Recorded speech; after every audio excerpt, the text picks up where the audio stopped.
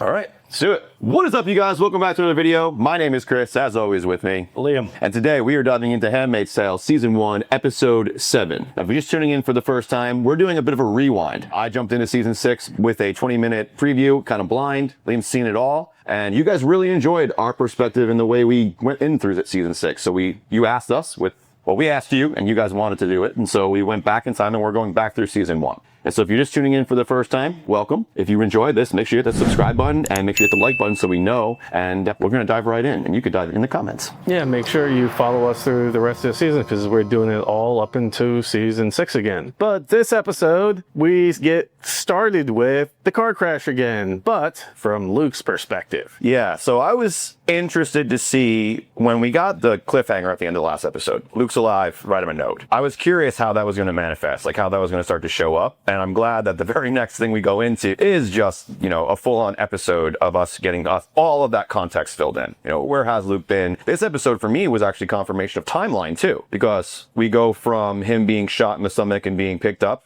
to 3 years later being in Canada. And so we actually got a better perspective of how long has it been and what's been going on in this episode, which I enjoyed. So that means June's been there for 3 years. Which makes sense because thanks to everybody in the comments, because you've really helped enlighten us on what's going on, especially me, because I need to know what's the timeline, what's happening, I need to know the pieces. And so now you've already mentioned to me in the past that this is June's second placement and they are placed for 2 years. And so that makes sense that this now is, over 3 years, and she's coming towards the end of her second placement, and she needs to basically make a baby, or she's not going to go to the colony. She's not going to be perceived as a good handmaid anymore, or a viable womb. Because of this context, does that mean that the first year is just breaking them down and rebuilding them kind of thing? I don't think it's a full year. No? It wouldn't make sense to. Just based on timeline, it wouldn't make sense. I think it's more like a military basic training where it's rapid indoctrination over a 3-month period of time. Okay, cool. So we see him escaping. He confronts the guards, gets shot, and then kind of goes to run, right? And then he has all these mishaps and all these things ensue where he's just attempting to get back so he can find June. Yep. Which, to give him some credit, is fucking awesome. Good for him. Yeah. No,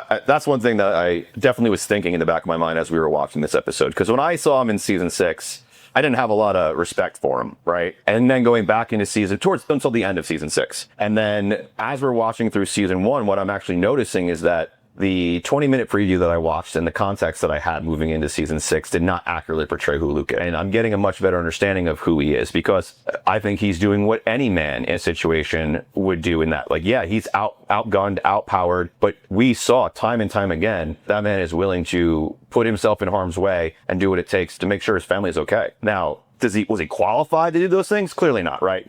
Fumbling everywhere, dropping the bullets, not really confident to be the guy holding the gun. But ultimately, I think he did show a husband's courage multiple times in this episode, which I thought was cool. I want to just back up a second because, Luke does stand his ground and try to protect his family, just not qualified. And they have outmanned, outgunned. He gets shot. He barely knows how to handle a gun. Correct. Completely unqualified to do what he was doing, but still had the courage to do it. I give him tons of credit for that. When it comes down to protect your family or not, do it, right? Even if you can't, or if you don't know how, do what you best you can. Got it. Love him for that. But then he gets captured. Do we know why this ambulance mysteriously flipped into a creek? Or that's just circumstance? Just a mishap? No idea yet. Okay. Because as far as I know, he just gets away because this ambulance ends up in a creek. Yeah. Okay. And doesn't actually have to kill anyone to get away. The accident kind of handles that for him. And so he gets away and then ultimately gets picked up by this group of survivors who he connects with the very first of the handmaids that we kind of meet.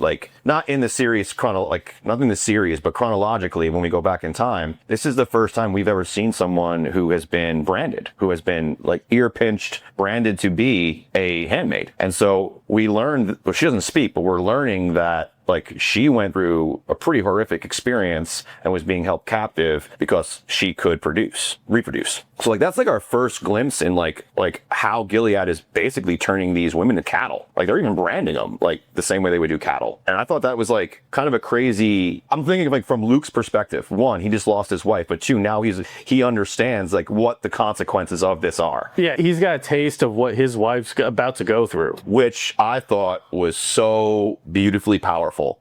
When he's talking to the government official and she hands him the note, I think these close-ups of their faces sometimes are a little annoying, but in this one, the range of emotion that you see him go through, perfect. And I thought it was well acted. Like, that guy did a great job portraying this, because you can see genuine joy that his wife is alive. Like, profoundly happy that he knows that she is okay. Like, just she exists. You literally see him question, is this real life? And that immediately goes to the reality of what she's probably going through. And then you can see just how almost broken he becomes. Because they had 3 years at that point, right? And he's been living with the handmaid. The mute one, the one that doesn't speak, yes. He's been living with her, so he must know, based on his experience with her, a little bit about what June's going through. Yeah, they seem to be able to communicate pretty well, even though she doesn't speak. So they built the rapport. I can't remember whether she can't speak anymore or from emotional trauma, or if it's because they literally cut out her tongue, like they threatened it. I kind of thought that might be something that we get revealed to us later. It's not that he won't speak, it's that one of the things she might have, because like, you know, we've already seen them remove an eye. They'll take a finger, they'll take a hand. So why wouldn't they take a tongue, right? So that, they don't need a tongue to make a baby. And that's the main thing. They just, as long as they're not harming their reproductive. Right. Yes, which is a shame. But we meet the group of resistance people. There's this like whole little argument thinking that he's one of the soldiers. Well, he's wearing the jacket. Well, he needed that for survival. But I thought one of the lines was hilarious where the dude's like, you got an army brat, 2 strays, a gay and a nun. Beginning of a good joke. Yes, I thought that was great to make light of the super serious nature of what they're going through. And they do a good job of balancing that throughout the series, in my opinion. Yeah, well, we've talked in the past, so we won't harp on it, but one of the best ways for any human to deal with something so dark is humor. It's a nice combatant of it. Yeah. But yeah, that's an interesting way of portraying it. And he's kind of like in and out of consciousness at that point, because he's like dealing with all the things that are going on. But we also realize that like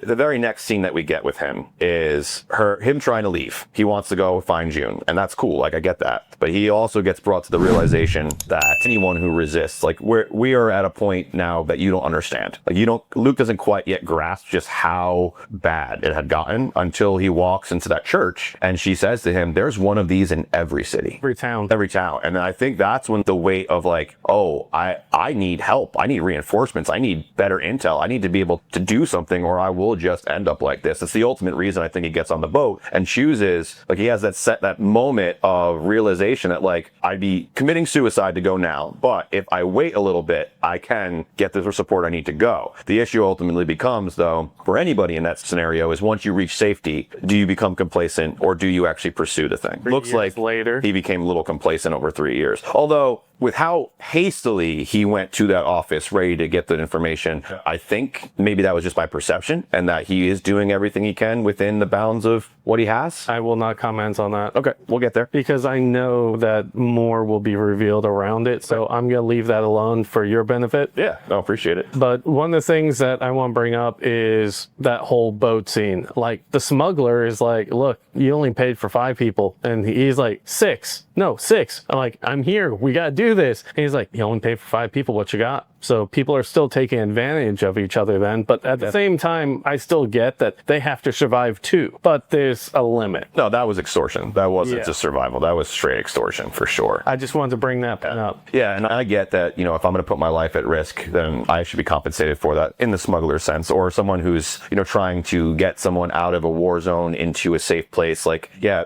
being rewarded for that level of danger and effort yes, that's okay. But then also being like, give me everything you got or I'm not going to save you. That's extortion. Yeah. That was very, very sad there. Well, I mean, they immediately got big fucking karma pie right after as bullets started flying, right? So, yeah, I mean, we didn't just lose the rest of the group of people he was with, lost members of their smuggling team as well. There was a lot of people who went down in that scene, and you know, I think only 4 of them made it onto the boat and got out of there. 2 of them were Luke and the girl, or maybe there was another guy with a gun, but there was only like 5 people on that boat. Everyone else was still on the shore getting shot at. I would have liked to see more from the leader, the army brat as they put it. I would like to see more from her. I thought that character could have had a whole lot more development and be brought into stuff later on, like show back up as like a mayday. Yeah. No, they killed her. I saw 2 bullets hit her. I was disappointed in that part, but Luke is constantly fighting reality with what he's capable of throughout this whole episode, and the realization of I'm not enough for this right now.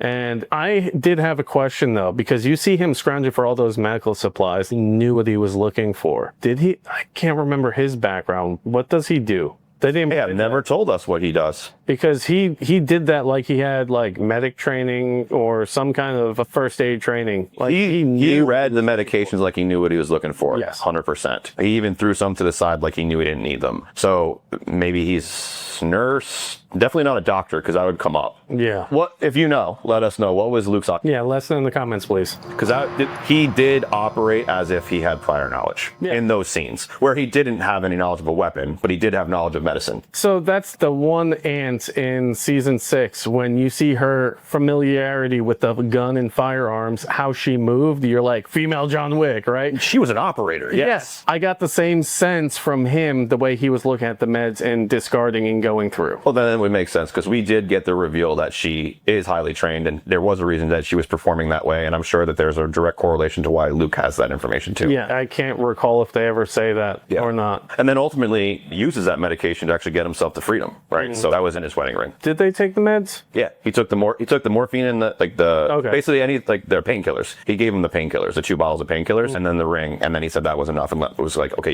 you have passage. Well, then the bullets are fine. I think anyone realizes once the wedding ring comes off that they've pretty much given up pretty much everything else they got of value. Yeah, I mean, he didn't really have he had like a bunny and a couple other things in that bag, but the only thing he really had of value was that medicine, and then ultimately the ring. Yeah, which I have a huge blister on my hand, so I'm not wearing mine. Okay, so this episode was just strictly about Luke and what happened to him after that first initial accident and how he managed to get to safety, which closed a lot of gaps for the viewer. And I was just excited to hear your understanding of this episode or your reaction to Luke and how he is in crisis. I think he is the average everyday Joe. Right. We have military training, so we have a little bit of like more of an understanding of what we would do in a crisis, but the everyday person's never thought of that. And so I think that he did what I would believe the everyday person would do. Try to defend, try to do everything they can, fumble right through it. He got lucky numerous times, as Hollywood does, to fill in that plot. But at the same time, it's like, I have a different perspective of him, as I mentioned earlier. I have a lot more respect for him and his ability to like actually stand up and do something that's right, rather than just cower down and do nothing. Well, we got to see a lot of Luke, a lot of gaps filled in, and it kind of brings us full circle with the cliffhanger for last episode. We go full circle to him getting the note and ending the episode this episode. And so my guess is that next episode we go back to Gilead and we continue down the road of June's story, which now she's had sex with Nick twice. Is she pregnant? Is she not?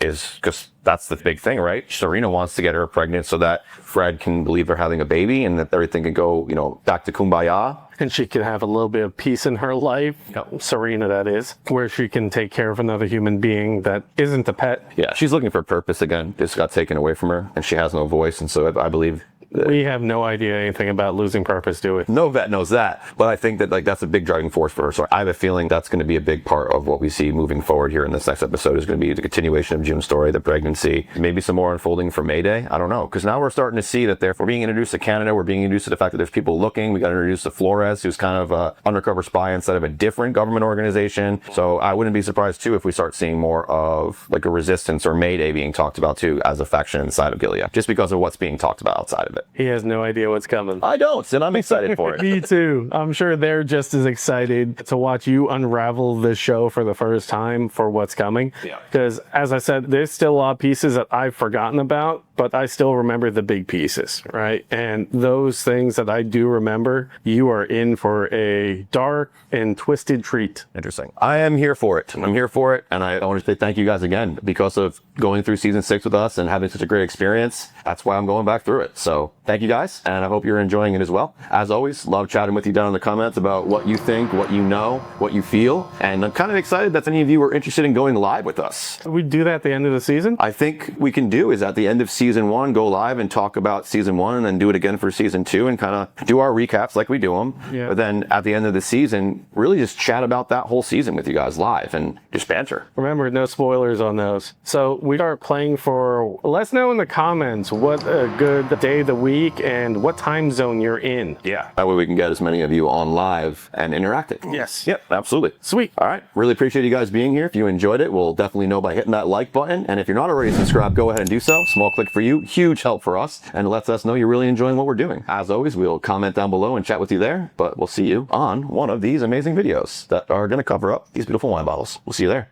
Find the strength hiding in each battle scar. You're not who you were. You've already come far.